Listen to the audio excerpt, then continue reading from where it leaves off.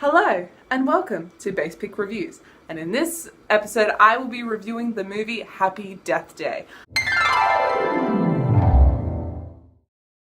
To my knowledge, this movie has just finished in theaters, so I can get into kind of spoiler territory a little bit here, because to my knowledge it is, well, here in Sydney at least, it's no longer in theaters anymore, so I'm going to be talking about this movie. I will do my best to not compare it to Groundhog Day, even though it's very difficult to do, because it's basically Groundhog Day as a horror movie, and if you don't know what the concept of Groundhog Day is about, basically it's this guy that just lives this one day, which happens to be Groundhog Day. And that's what pretty much Happy Death Day is. She just keeps reliving the same day. So I'm going to do my best to not make comparisons, but probably my final thoughts of this movie will have a few comparisons in it, so don't hate me, please. So, the plot. As I said, a horror version of Groundhog Day. There's really nothing kind of new here, which in all honesty, I feel like a concept that's like Groundhog Day, where you just live the same day over and over and over again. You can really only do so many variations of it. You can't really do anything new with it. So there was like Edge of Tomorrow, there was obviously Groundhog Day, which is probably the most... I'm not going to say it's the first one because I don't think it's the first one, but I'm going to say it's probably the most memorable one, because like whenever you normally think of someone when they live in just one loop, it typically is Groundhog Day. I don't really know if there's any other movies that came before that were just as influential. But basically Happy Death Day is just a horror version of Groundhog Day. So you kind of got a sense of the plot, but what they did with it was pretty good.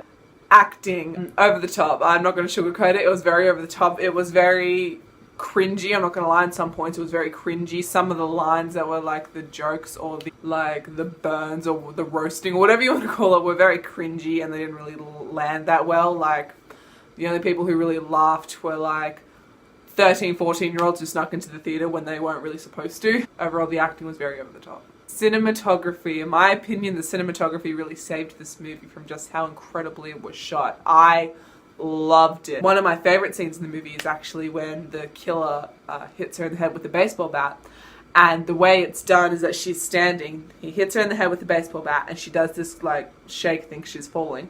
And she falls into the dorm room of the bed that she wakes up in each day. I personally thought that edit and that shot was incredible. I loved it so much, and in my opinion, the cinematography really did save this movie, because it showed occasional perspectives from the killer's perspective, and then from her perspective, and then from like an outsider perspective. It was overall just really good, and I thought it was really well done. The casting, I thought it was pretty good actually.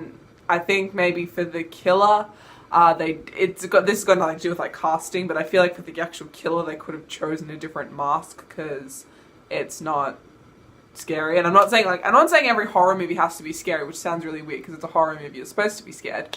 But I'm talking more visually. The mask wasn't scary. I don't know if that was the plan, like they didn't want it to be scary, but I personally didn't find it that scary. But casting wise, it was pretty good. Like, it was very... When I say diverse, it was pretty diverse with the characters. And when I say diverse, I don't mean in like ethnicity. I mean in like how they acted. I mean in how they portrayed these people. I thought the casting was pretty well done. Script was cringy and cheesy.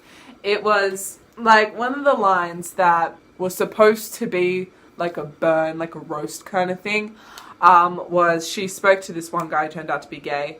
And like, why would you take me to Subway when you don't even have a foot long, or something like that? And that's kind of the dialogue that was in it. Some people found that absolutely hilarious, but again, it was like the 13, 14, 15-year-old kids who got in who weren't really supposed to watch this movie. But everyone else, they kind of just... It was like a cricket, like, you know how something's like really silent in like movies and they just play that cricket noise? It was kind of like that. So not many of like the zingers really stuck to some people. Some of the lines I thought were kind of funny, not gonna lie. I can't remember which one, but there was a few times where I was like, that's something I would say, or not like to that extent, but...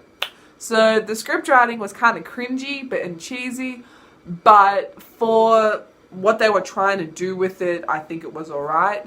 What did this movie rely on? This movie was heavily reliant on jump scares, not gonna lie. I didn't really spend that much time developing the characters, making you sympathize with her. I didn't really spend a lot of time on that. It kind of really got to the point. So that was kind of an issue I had with that it was very reliant on jump scares. And don't get me wrong, in a horror movie, that's what you expect. You expect there to not be a lot of character development because you just want to get straight to the kills. But at the same time, it's kind of nice to know what some of these characters are like, and it would have been nice to know what this character was like. Would I watch Happy Death Day again? Probably not, only because, again, I'm just going to keep comparing it to Groundhog Day. The trailers of it, because in all honesty, I was tagged in a lot of the trailers from people at my school who would see the trailers, and they'll tag me in it because a lot of them know I'm obsessed with horror movies. So they'll tag me in it, and as I'm watching the trailers, I'm like, this, I'm not gonna lie, I thought it looked pretty good, because in all trailers they show like the best parts of the movie, in all honesty, which sometimes can go a bit too far and they just show the whole movie.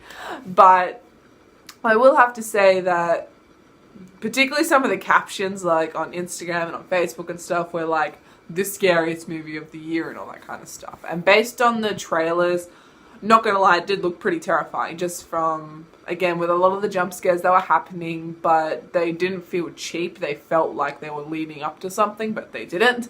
So overall, this movie relied on jump scares, but very cheap jump scares, and I probably wouldn't watch it again just purely for that reason. Overall, I'm going to give Happy Death Day a 4 out of 10.